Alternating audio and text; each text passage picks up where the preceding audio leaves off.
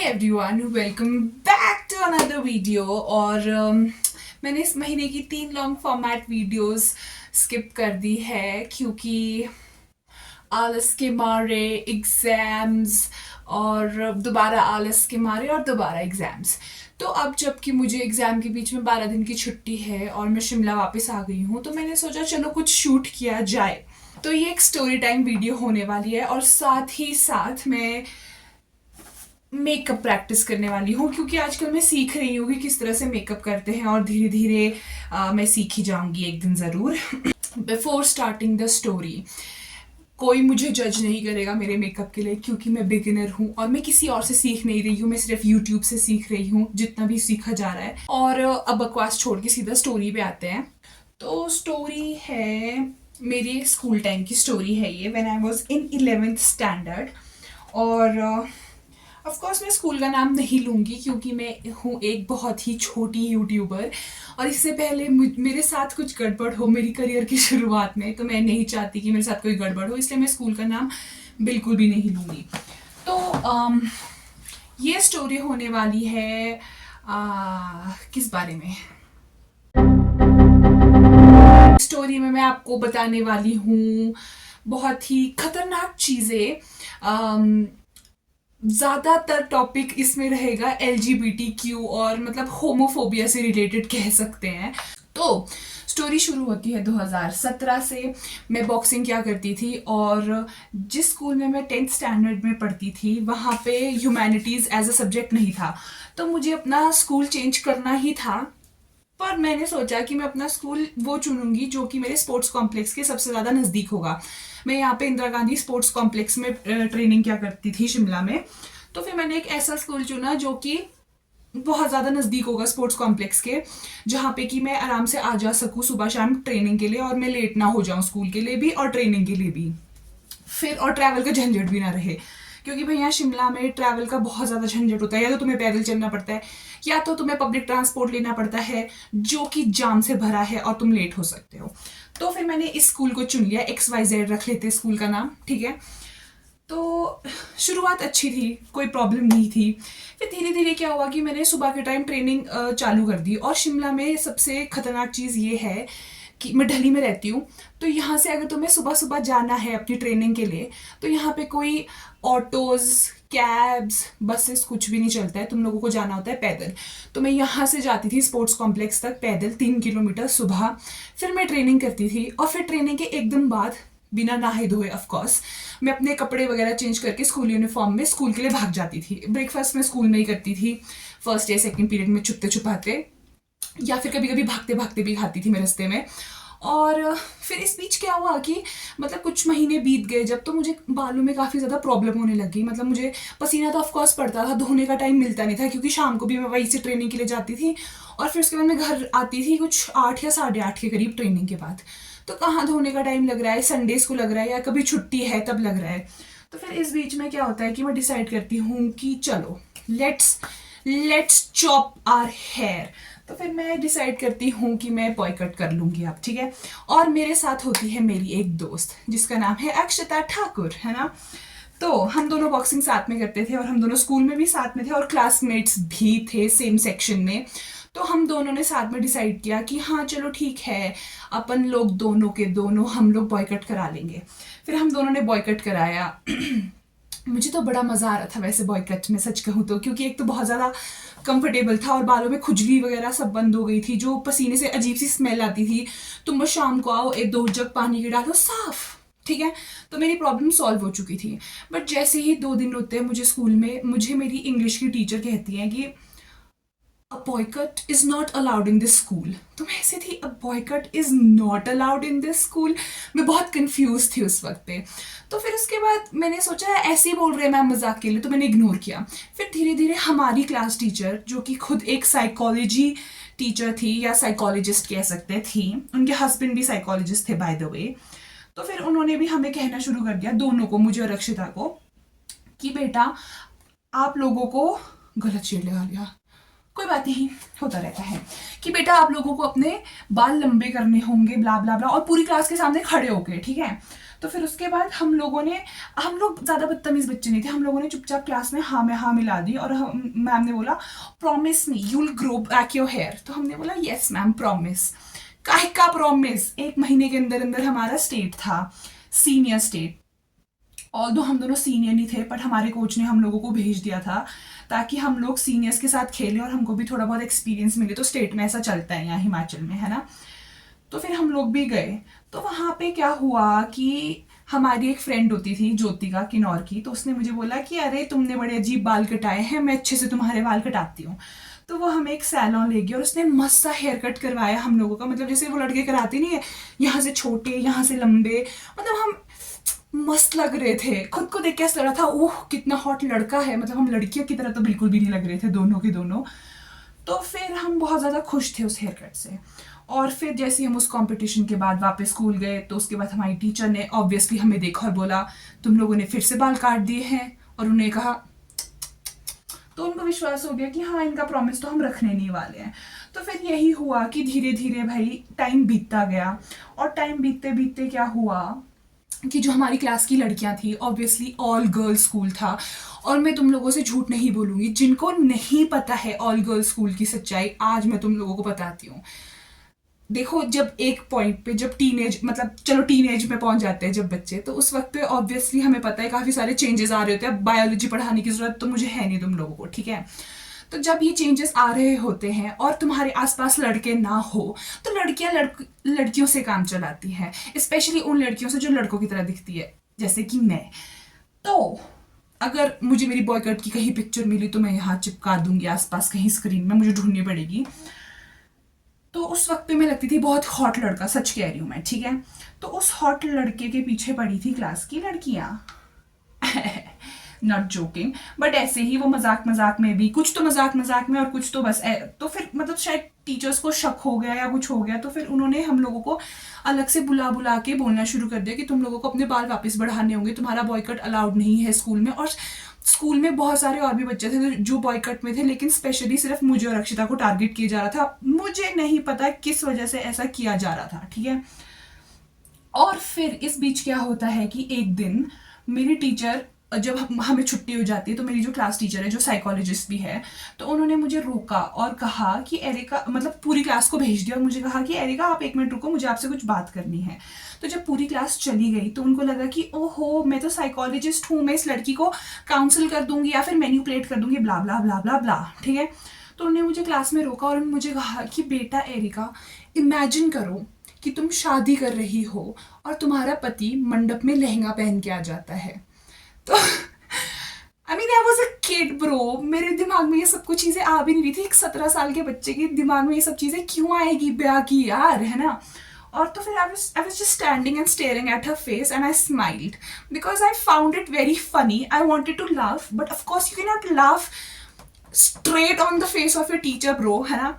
तो फिर उसके बाद कुछ नहीं, I just gave her a smile and she saw me and उन्होंने मुझे बोला कि बेटा रोने का मन कर रहा है आपको तो रो लो, I can see it on your face. मैं ऐसी थी खाक साइकोलॉजिस्ट बनेगी तू, खाक साइकोलॉजिस्ट। तो मैंने बोला no ma'am I just need to go, I am getting late for my training, blah blah blah. तो उन्होंने मुझे कहा कि चलो ठीक है जाओ।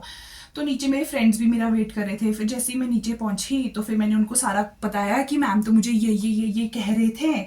और फिर जैसे ही मैं मुड़ के पीछे देखती हूँ तो क्लासरूम की खिड़की, नाम नहीं कहना था, गलती से कह दिया, okay I'll just beep it। तो फिर क्लासरूम की खिड़की से मुझे मेरी क्लास टीचर देखे जा रही है नीचे घूर के और स्माइल पास की जा रही है। मैं ऐसी वियर्ड है, कुछ नहीं, बस टाइम ऐसे ही बीतता गया और मैंने उनको इग्नोर किया। मैंने अपना बॉयकट चालू रखा, अक्षिता ने भी रखा चालू अपना, और हमें किसी से कोई फर्क नहीं पड़ता था। बट फिर एट द एंड ऐसे ही होने लग गया कि सबको हम लोगों से बहुत एक्स्ट्रा परेशानी होने लगी क्योंकि सिर्फ हमारा बॉयकट था और वहाँ पे और भी बहुत सारी टीचर्स थी जो कि हमारी सब्जेक्ट टीचर्स भी नहीं थी, ना ही हमारी क्लास टीचर्स थी, उनसे हमारा कोई दूर दूर का रिश्ता नहीं था। वो 10th और 9th स्टैंडर्ड्स को पढ़ाती थी, वो भी हमारे बारे में बातें करने लग गई कि बॉक्सिंग में बॉयकट की क्या ज़रूरत है, ये तो हेड गार्ड पहनते हैं, अगर बास्केटबॉल प्लेयर्स होते तब भी मैं मानती क्योंकि उनके तो बाल इधर उधर हिलते हैं। ब्रो आई नो हम आउटसाइडर्स थे उस स्कूल में, इसलिए तुम हमें सपोर्ट नहीं करना चाह रहे थे, क्योंकि उसी स्कूल की दो जूनियर्स जो उधर उधर ही पढ़ रहे थे बचपन से, end of course they were basketball players, good basketball players, तो उनका भी बॉयकट था। उनके पीछे भी लड़कियां ऐसे ही पागल थी, to be honest. Oh my god, oh my god, लड़कियां होती है ऐसी psycho, I am not going to lie, okay. तो वो उनके पीछे भी इसी तरह से पागल थी, ठीक है। तो टीचर्स को उनसे कोई दिक्कत नहीं थी, सिर्फ मुझसे और अक्षिता से दिक्कत थी, और मुझे नहीं पता क्यों थी वो दिक्कत, हमने उनका कुछ खाया भी नहीं था, और आई डोंट नो वाई। बस एक टीचर पूरे स्कूल में थी जो हम दोनों के सपोर्ट में थी, उनका नाम मैं लूंगी, वो है शर्मिला मैम। जितने भी एनसीईआरटी की मुझे नहीं पता बाकी कहीं और स्टेट्स में पढ़ा रहे कि नहीं, बट हिमाचल में जितनी भी एनसीईआरटी की जो बुक्स है जो सीबीएसई के स्कूल्स में पढ़ाई जा रही है फिजिकल एजुकेशन की 11th और 12th स्टैंडर्ड को, तो वो उनकी ऑथर भी हैं, और उन्होंने हमें बहुत बहुत ज़्यादा सपोर्ट किया इस चीज़ के लिए कि तुम बस अपने स्पोर्ट्स पे ध्यान दो और तुम सिर्फ अपना काम करो, तुम्हें इन सब उटपटांग बातों पे ध्यान देने की ज़रूरत नहीं है। उनको कोई फ़र्क नहीं था कि हम बॉयकट करें, लंबे बाल रखें या कुछ भी करें, वो बस हमारी स्पोर्ट्स में हमें मतलब मदद करती थी, हमारी हमारी पढ़ाई के लिए हमें मदद करती थी, of course. And she was a good teacher, although she was funny, and children use to make fun of her, because as usual PT teachers तुम लोगों को पता ही है, ढंग से इंग्लिश नहीं आती है, ये है वो है, तो सब उनका मजाक उड़ाया करते थे। But deep down I knew, मतलब सुबह जब मैं ट्रेनिंग करती थी तो मैम उस वक्त पे उस जहाँ से मैं रनिंग कर रही होती थी कालीबाड़ी रोड पे, मैम वहाँ पे वॉक कर रही होती थी, और मैम मुझे देखती थी भाई कि हाँ बच्चे ट्रेनिंग कर रहे हैं, ठीक है। तो फिर मैम को उससे कोई दिक्कत नहीं, मैम को बस ये था कि तुम आगे बढ़ो, तुम अच्छे स्पोर्ट्स प्लेयर बनो। लेकिन बाकी टीचर्स को चुल मची हुई थी आज तक। और मैं एक चीज़ बता देती हूँ, मुझे लगता था कि भाई इंडिया में बहुत ज़्यादा अनएम्प्लॉयड लोग हैं और बहुत ज़्यादा वेली आंटियां हैं, इसके लिए उनको दूसरे के बिजनेस से इतना ज़्यादा वो है, शब्द नहीं आ रहा है मुझे, मतलब है उनको दूसरे लोग क्या कर रहे हैं और दूसरे की ज़िंदगी में क्या चल रहा है, अब मुझे इसकी ज़िंदगी में ये कॉलेज कर लेना चाहिए, वो कर लेना चाहिए, ढिमका कर लेना चाहिए, फलाना कर लेना चाहिए, ठीक है। लेकिन जब मैं स्कूल गई और मैंने यहाँ की टीचर्स की हरकतें देखी तो मैं ऐसी थी कि नहीं भाई नहीं, अनएम्प्लॉयमेंट केस नहीं है, केस है कि तुम एक बहन जी हो।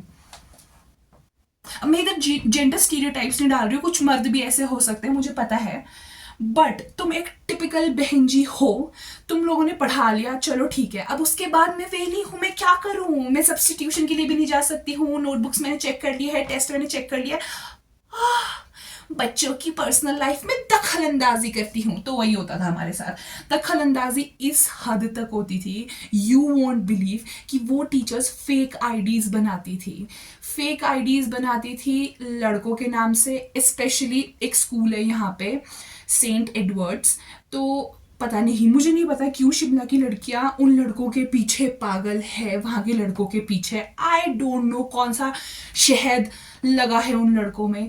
बट अगर एक टीचर थी हमारे वहाँ पे जिसने आईडी बनाई थी एडवर्डियन सोल के नाम से, और उन्होंने अपने ही स्कूल स्टूडेंट्स को रिक्वेस्ट भेजी, तो उनको पूरा विश्वास था कि हाँ अगर एडवर्डियन सोल लिखा होगा तो लड़कियाँ पक्का पक्का एक्सेप्ट कर देगी रिक्वेस्ट, क्योंकि उनको पता है कि कोई एडवर्ड्स का ही लौंडा इसके पीछे है।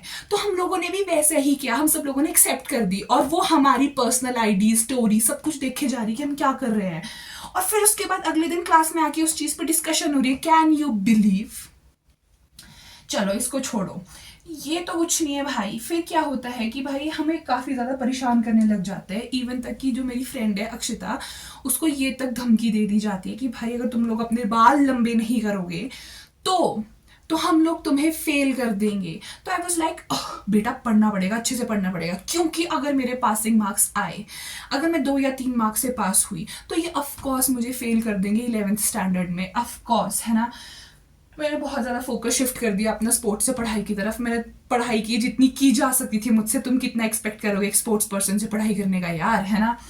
तो मैंने उतनी जितनी की जा सकती थी पढ़ाई की, मेरे पासिंग मार्क्स से तो काफ़ी ज़्यादा नंबर आ गए और मैं हो गई खुशी खुशी पास। बट अक्षिता, ट्रेजेडी हुई है असली उसके साथ, जो बोला था स्कूल वालों ने वो कर दिया। फिर यहाँ कहानी ख़त्म नहीं होती है। खैर हमें रोज़ तो परेशान करती ही थी, हमारी खुद की क्लास टीचर जो एक साइकोलॉजिस्ट भी थी, वो बहुत बार खुद मुझे पर्सनली ये भी कह चुकी है कि बेटा अगर तुमने अपने बाल लंबे नहीं किए तो तुम्हें मुझे उस बीमारी का नाम याद नहीं आ रहा है, double identity crisis, dual identity crisis, जो भी कहते हैं साइकोलॉजी में, कि तुम्हें ये हो जाएगा और तुम डिफरेंशिएट नहीं कर पाओगे कि तुम लड़की हो या लड़के हो। मैं ऐसी थी कि मैम क्या आप ध्यान से देखेंगे मेरे माथे पे, क्या यहाँ लिखा है, मुझे पता नहीं लगेगा कि मैं लड़का हूँ या लड़की हूँ। ओ my god, oh my God, ये यहाँ खत्म नहीं होता है। I am standing in the assembly और मैं खड़ी हूँ, अपने हाथ ऑफ कोर्स पीछे रखे हैं और मेरी टांगों में थोड़ा सा गैप है, थोड़ा सा गैप, ठीक है। तो वो बनाए नहीं होते कैप्टन वाइस कैप्टन स्कूल में बनाए हुए होते हैं, ठीक है। तो वो आई उसमें से एक, अब उसका नाम भी मैं भूल चुकी, पर मुझे इतना याद है उसके गाल पे कहीं तिल था। तो वो मेरे पास आई और उसने मेरे कान के पीछे बोला, Erica stand like a lady. Like how does a lady stand, please define, please elaborate. कैसे खड़ी होती है लड़कियां? तुम कैसे बता सकते हो कि लड़कियां कैसे खड़ी होती है ब्रो? ये भी खत्म नहीं होता है। हमारा डांस कंपटीशन आता है, I participate in it and then हमारी क्लास टीचर हमारी डांस परफॉर्मेंस ऑफ कोर्स देखेगी क्योंकि ये कंपटीशन है। तो उन्होंने मुझे कहा कि Erica please dance like a girl. तो अब हम भंगड़ा कर रहे थे, तो आई वाज लाइक कि लड़कियां कैसे नाचती है भंगड़े में ऐसे। भंगड़ा तो ऑफ कोर्स यार, अब टांगे बाजू तो खुलेंगी ही भाई। मर्द और औरत भंगड़े में अलग कैसे नाचते हैं? Please tell me, please. Being a psychology teacher तुम ऐसी स्टूपिड बातें कर सकते हो? I mean I was in a total shock. और ये कथा कहानी यहाँ खत्म नहीं होती है। मैं प्रमोट इस बीच तो खैर मुझे बहुत ज़्यादा परेशान किया ही गया, और अक्षिता के साथ सबसे बड़ी खोती हुई है यहाँ पे, sorry for my language. But जब उसके साथ ये सब कुछ सीन पानी हो गया था, जब उसके पेरेंट्स स्कूल आए थे, उसकी मम्मी स्कूल आए थे, और इस बीच जब बात हुई तो उसके बॉयकट पे भी बात चली। तो यू नो वट, पता नहीं किसी ने तो या तो अक्षिता ने बोला या उसकी मम्मी ने बोला या फिर किसी एक स्टूडेंट ने भी बोला कि सिस्टर, जो हमारी स्कूल की प्रिंसिपल थी, तो आई was in a convent school, तो सिस्टर थी वहाँ पे, तो उनको बोला उन्होंने कि sister you also have a boy cut, why do you have a problem with us keeping a boy cut? तो सिस्टर क्या कहती है, it is not a boy cut, it is a lady cut. Why a lady cut? Because she had curly hair, so her hair looked like Malinga and she thought this is very ladylike, unlike us. So I was like, when I heard this, I was in a total shock कि भाई इनका दिमाग, मतलब तुम एक school के principal हो और तुम्हारा मतलब लॉजिक लेवल और रैशनैलिटी इतनी लो है, और ये तो यहाँ ये ख़त्म नहीं होता है। जब मुझे और अक्षिता को बीच क्लास में खड़े होकर परेशान करते थे बार बार टीचर्स, तो जो हमारे क्लास के सो कॉल्ड LGBTQ कम्युनिटी की लड़कियाँ थी, वो उठ के चूइयाँ पैं भी नहीं करती थी। वो उठ के ये तक नहीं बोलती थी कि क्यों इनको स्पेसिफिकली टारगेट किया जा रहा है या क्यों इनको स्पेसिफिकली परेशान किया जा रहा है, ठीक है। और कई लड़कियां, मैं बताती हूँ तुम लोगों को सच्चाई, LGBTQ कम्युनिटी के दोगलेपन की सच्चाई मैं तुम लोगों को बताती हूँ। जब हमको क्लास में ये सब कुछ बोल के, उटपटांग चीज़ें बोल के परेशान किया जा रहा था ना, तो I remember that one classmate of mine जो कि यूनिवर्सिटी के लिए गई थी, आई गेस, या दिल्ली। तो दिल्ली में when I saw her that Instagram stories and all, तो वो उसमें इन्वॉल्व थी काफ़ी ज़्यादा, जो ये थे LGBTQ परेड्स, जो भी ये निकालते हैं, रैलीज वगैरह वगैरह, carrying the flags and those charts supporting LGBTQ community. तुम्हारा सपोर्ट स्कूल में कहाँ था? या फिर तुम डर गए थे कि ओहो अगर हम सपोर्ट इनको करेंगे तो बहुत बड़ा इशू क्रिएट हो जाएगा, हमें इस प्रॉब्लम से दूर रहना है। And don't tell me you weren't mature enough at that time, don't tell me. तुम्हारे अंदर एकदम से मेच्योरिटी आ गई कॉलेज जाते ही, 1 साल के अंदर तुम्हारा फ्रंटल लोब इतना बड़ा हो गया। सी आई एम नॉट होमोफोबिक, मुझे गे, लेस्बियंस, बाइसेक्सुअल, ब्ला ब्ला ब्ला ब्ला, इनसे कोई दिक्कत नहीं है, कोई भी दिक्कत नहीं है, I am repeating. But the problem is, जब कोई और सफ़र कर रहा है तो उस वक्त पे तुम्हें उसकी मदद नहीं करनी है, and all you have to do is sit, because you don't want to be in the problem, bro. You don't want to be in the problem. So the moral of the story is, तुम्हारे साथ जीवन में कुछ भी हो जाए, तुम्हारी मदद करने वाले ये the so called this group that group कोई नहीं आने वाला है। तुम अकेले पिसने वाले हो, उस चक्की में तुम अकेले पिसने वाले हो, कोई भी नहीं आएगा तुम्हारी मदद के लिए। और ये सब कुछ मैं अपने घर पे भी बताती थी। I did not share all of this with my father, क्योंकि नहीं होती थी हमारी बातचीत इतनी, मतलब हम ज़्यादा बातें अपनी मम्मी के साथ शेयर करते थे। मुझे नहीं पता क्यों, शायद हम उनके साथ ज़्यादा कंफर्टेबल थे या वो सब कुछ हमारी बकवास सुनने को तैयार थी। तो बस फिर हमारी मम्मी भी सुनती थी, बट वो ज़्यादा कुछ नहीं बोलते थे। वो भी स्कूल नहीं आए कभी, या फिर मुझे नहीं पता उनके पीछे ऐसा करने का क्या रीज़न था, क्योंकि मैंने कभी भी उनसे नहीं पूछा कि आपने क्यों कभी उस वक्त पे हमें सपोर्ट नहीं किया। बट 12th स्टैंडर्ड में, ओह दाल लगाई है मैंने अंदर। हाँ, तो 12th स्टैंडर्ड में एक अच्छी चीज़ होती है मेरे साथ कि जब हमारी 3 महीने की छुट्टियां होती है, यहाँ पे सर्दियों की छुट्टियां पड़ती है, तो उस वक्त पे मैं गई थी कंपटीशन खेलने के लिए। एंड लकीली एंड फॉर्चुनेटली मुझे वहाँ पे मेडल मिल जाता है नेशनल में, और मैं इंडिया कैंप के लिए सिलेक्ट हो जाती हूँ। तो इंडिया कैंप के लिए मुझे जाना होता है, तो ऑफकोर्स मैं स्कूल अटेंड नहीं कर पाऊंगी रेगुलरली, और या तो ज़्यादा से ज़्यादा अपनी शक्ल दिखाने साल में 1 या 2 बार आ सकती हूँ, और एग्जाम्स देने आ सकती हूँ। तो मेरे पापा जाते हैं बात करने के लिए मेरी प्रिंसिपल से, ठीक है। तो वहाँ पे भी वो ये फालतू का इशू खड़ा करते हैं, बॉयकट ब्ला ब्ला ब्ला। और उसके बाद मेरे पापा उनको कन्विंस करने की पूरी पूरी कोशिश करते हैं कि प्लीज़ देखो, फिर पापा कहते हैं कि देखो आपका स्कूल का नाम भी तो बनेगा, आपका स्कूल का नाम भी तो आ रहा है, न्यूज़पेपर में भी आपके स्कूल का नाम आ रहा है कि इस स्कूल की स्टूडेंट है, तो आपके स्कूल को भी तो फ़ायदा ही है, एक तरीके से फ्री टीआरपी मिल रही है आपके स्कूल को, ठीक है। तो मेरी प्रिंसिपल क्या कहती है, मेरा ब्रॉन्ज मेडल आया था बाय द वे नेशनल में, तो मेरी प्रिंसिपल कहती है कि इसका कोई गोल्ड मेडल तो नहीं आया है, ब्रॉन्ज ही तो आया है। ये सुनते ही मेरे पापा खड़े उठे और मेरे पापा ने बोला आप स्कूल लीविंग सर्टिफिकेट निकालिए।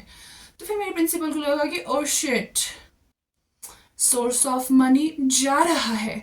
तो मेरे प्रिंसिपल की अकल ठिकाने आया, उसने बोला कि नहीं नहीं, स्कूल लीविंग सर्टिफिकेट क्यों, ये वो। तो पापा ने बोला नहीं, आप सीधा स्कूल लीविंग सर्टिफिकेट निकालिए। तो उन्होंने मेरा स्कूल लीविंग सर्टिफिकेट दे दिया। और फिर मेरे पापा ने अपने एक फ्रेंड से बात की जो कि यहाँ पे पोर्टमोर स्कूल में फिजिकल एजुकेशन के टीचर थे, और पोर्टमोर स्कूल में नाम ले रही हूँ क्योंकि उन्होंने मुझे बहुत बहुत ज़्यादा सपोर्ट किया स्पोर्ट्स में, स्टडीज़ में। मतलब उन्होंने मुझे पूरी छुट्टी दे दी। उनको कोई दिक्कत नहीं थी मेरे बॉयकट होने से, उनको बस ये था कि तुम पढ़ाई करो और तुम खेलो, हमें इन 2 चीज़ों के अलावा कुछ नहीं चाहिए, रिजल्ट चाहिए, बस रिजल्ट चाहिए। तो उन्होंने मुझे फुल सपोर्ट किया, फुल सपोर्ट हर चीज़ में। तो यही थी मेरी स्टोरी टाइम। और भी बहुत सारी कहानियां हैं वैसे मेरे पास इसी से रिलेटेड, बट वो मैं एक ही कहानी में नहीं सुनाऊंगी क्योंकि मुझे और भी तो कंटेंट चाहिए ना, तो मैं धीरे धीरे सुनाऊंगी और कहानियां। वाह यार, मैंने इतनी गप्पे मारी कि मैं आधा काम रह ही गया है। बट चलो, मॉरल ऑफ द स्टोरी यही है कि अपने बच्चों को कॉन्वेंट स्कूल में मत डालिए, या तो उन्हें सेमी गवर्नमेंट स्कूल जैसे डीएवी या कोई भी अच्छा सा स्कूल चुन लो, या कोई भी गवर्नमेंट स्कूल जो तुम्हारे वहाँ का बेस्ट है। जैसे गर्ल्स में शिमला का पोर्टमोर बेस्ट है for studies, for sports and for extra curricular also guys. और तीसरी सीख ये है कि जब बच्चा तुम्हारे पास घर पे आके कोई शिकायत बता रहा है, स्कूल पहुंच जाओ और टीचर की वाट लगाओ, क्योंकि टीचर्स को तुम लोग पे कर रहे हो अपने बच्चे को पढ़ाने के लिए, और इसका ये मतलब नहीं है कि टीचर्स तुम्हारे बच्चे को टॉर्चर करेगी। और जो पेरेंट्स ये बोलते हैं ना कि मैम 2 और लगाओ, मत बोलो भाई, मत बोलो। तुम्हारा ही बच्चा है वो, और तुम्हारे पैसे लग रहे हैं टीचर को पढ़ाने के लिए, और अगर वो उसको सही से नहीं पढ़ा पा रही है और उसकी पर्सनल लाइफ में इंडल्ज्ड है, तो तुम्हें पक्का स्कूल जाके उनकी वाट लगानी चाहिए। मैं पेरेंट होती तो मैं तो पक्का मानहानि का केस लगाती स्कूल पे और अच्छा खासा पैसा हेंटती उनसे। और चौथी या तीसरी जौन सी भी सीख ये है कि हर साइकोलॉजिस्ट तुम्हारी मदद नहीं कर सकता है। हर psychologist is not an fairy angel, गलत इंग्लिश हो गई थी, सॉरी। और क्योंकि मेरे 2-3 साइकोलॉजिस्ट से ऐसे इनकाउंटर हो चुके हैं, एक मेरी टीचर है, एक मेरी फ्रेंड भी है, और एक और है। तो नहीं, अ बिग नो। तुम्हें जो भी करना है, एक साइकोलॉजिस्ट अगर चुनना भी है थेरेपी के लिए, बहुत ही सोच समझ के चुनना, क्योंकि वो तुम्हारी जिंदगी बर्बाद भी कर सकते हैं। And that is it for the story. और अगली स्टोरी मैं लेके आऊंगी फिर कभी। तब तक मैं अपनी प्रैक्टिस कंप्लीट कर देती हूँ, क्योंकि मैंने सिर्फ गप्पे ही गप्पे मार लिए इस वीडियो में। एंड आई होप कि तुम लोगों को मेरी स्टोरी अच्छी लगी होगी। और भी मैं अपनी कहानियाँ लेके आऊँगी, तो please keep watching and subscribe. तो जाते जाते मेरा मेकअप देख लीजिए, वो भी कंप्लीट हो चुका है। मैंने कुछ अलग करने की कोशिश तो की थी पर रोज़ की तरह ही हो गया है, पर उसको छोड़ो। और एक आखिरी चीज़, मुझसे कहा गया था कि लड़कियों की तरह बैठना, जो कि मैं बैठी हूँ, और लड़कियों की तरह चलना, वो मैं आपको किसी और दिन दिखाऊंगी।